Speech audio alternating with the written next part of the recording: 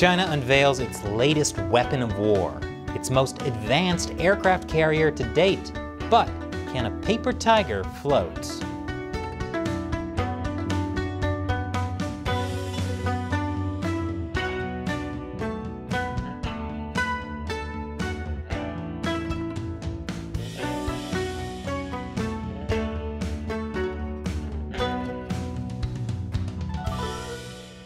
Welcome to China Uncensored, I'm Chris Chappell.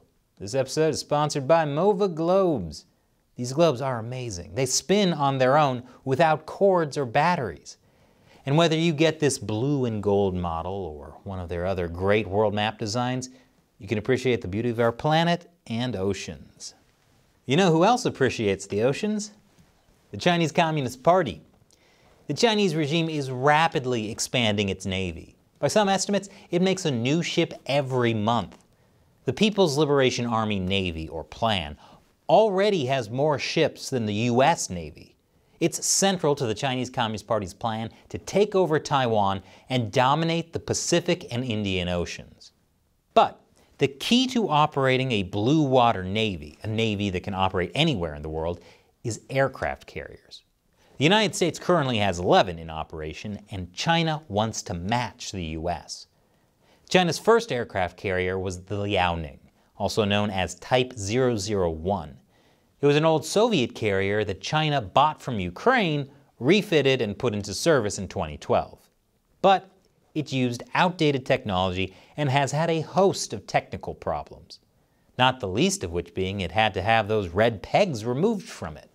In fact, the Liaoning was recognized as one of the worst carriers in the world. An expert at the Center for Strategic and International Studies called it not very impressive. But with all its problems, the Liaoning was just the start of China's aircraft carrier ambitions. In 2019, China built and launched its first homemade aircraft carrier, the Type 002, the Shandong. It's very similar to the Liaoning, including the problems. Who knew red pegs were such a common issue? But making their own aircraft carrier was still a breakthrough for the Chinese Communist Party. And now, last week, China launched the Type 003, the Fujian, its most advanced aircraft carrier to date. It is a major step up, and it could mean big trouble for Taiwan. More after the break. Welcome back. For quite a while now, we've been watching satellite images of China's newest aircraft carrier, the Type 003 Fujian, being built, which was scary but less depressing than other satellite images we've been watching coming out of China. And right off the bat, we could tell this was different from any of China's previous aircraft carriers. For starters, it's much larger. It has a full displacement of more than 80,000 tons, as much as 20,000 tons more than the other two aircraft carriers. Good Lord. A ship that size, why, it would take 6 red pegs to sink instead of 5. But the biggest difference is its electromagnetic aircraft catapult. You see, most countries, well, the few countries that even have aircraft carriers, use what's called a ski jump. Aircraft have to accelerate really fast and get a boost from the ramp so they can get airborne. It's kind of like when you jumped your bike as a kid on a ramp that costs $100 million. But that limits the weight of the aircraft. In other words, it limits its payload of weapons.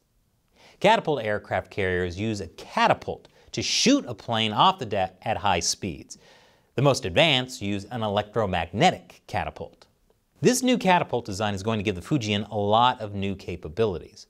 According to state-run Global Times, the Fujian could eventually get an improved version of the J-15 heavy fighter jet, compatible with catapult launch, an electronic warfare variant of the J-15, a next-generation stealth fighter jet reportedly to be called the J-35, a fixed-wing early warning aircraft dubbed the KJ-600, and armed reconnaissance drones.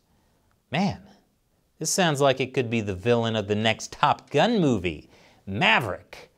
Mav-3-ick? Not really sure how I'm supposed to pronounce that, but it looks cool. So what are China's ambitions for this new aircraft carrier? Well, according to the Chinese Communist Party, it's to enhance the ability to safeguard world peace. Of course, We need more firepower to feel safer. They've gone from quoting Marx to quoting the NRA. But the reality is obviously quite different. There's a reason the new carrier is named the Fujian. Fujian is the Chinese province closest to Taiwan, which China has promised to invade and take over by force if necessary. In other words, safeguarding peace. And in theory, this gives China's Navy the ability to extend far beyond Taiwan, deep into the Pacific or even the Indian Ocean.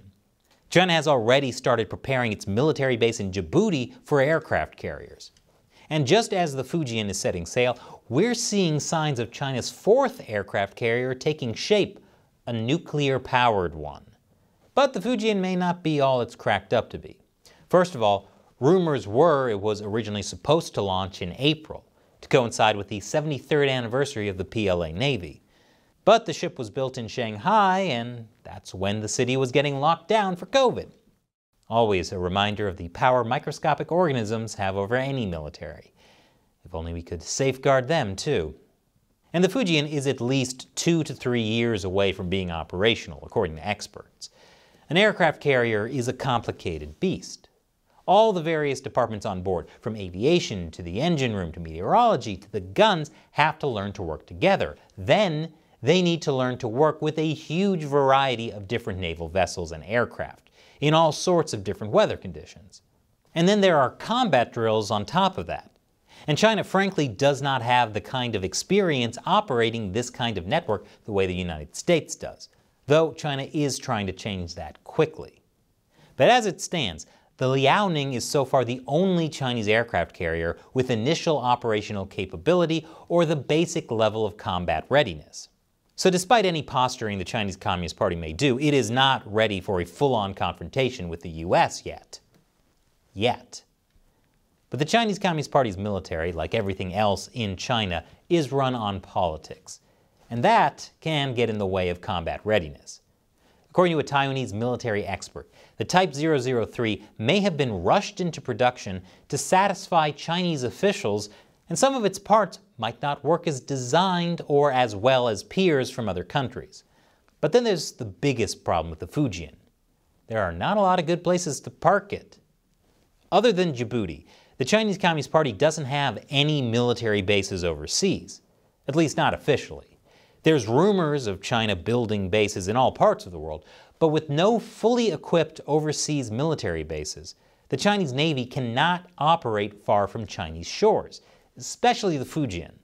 And that means Type 003's aircraft carrying technology is energy consumptive, and some of it might do poorly in a battle outside the first island chain, far from Chinese ports. Meaning they would have to go from using electromagnetic catapults to just regular catapults. Good news for India, not so great news for Taiwan. And this episode may have made you realize geography is important. Understanding simply where everything is on the planet will give you a big advantage in understanding geopolitics and the maneuverings of the Chinese Communist Party. That's why you need a MOVA globe. MOVA Globes has been a sponsor of this show for years, which I love because their globes are amazing. Check this technology out. They spin automatically, powered by ambient sunlight, and when you put it back on its base, it corrects its motion. This one is the blue and gold. MOVA has tons of other cool designs too. And for a limited time, you can get 10% off 6-inch and 8.5-inch MOVA globes when you apply the code China Uncensored. So click the link in the description below and pick your favorite version. And when you buy a MOVA globe, you'll also be supporting your favorite show about China. So click below to check out MOVA globes and use the code China Uncensored. Once again, I'm Chris Chappell. See you next time.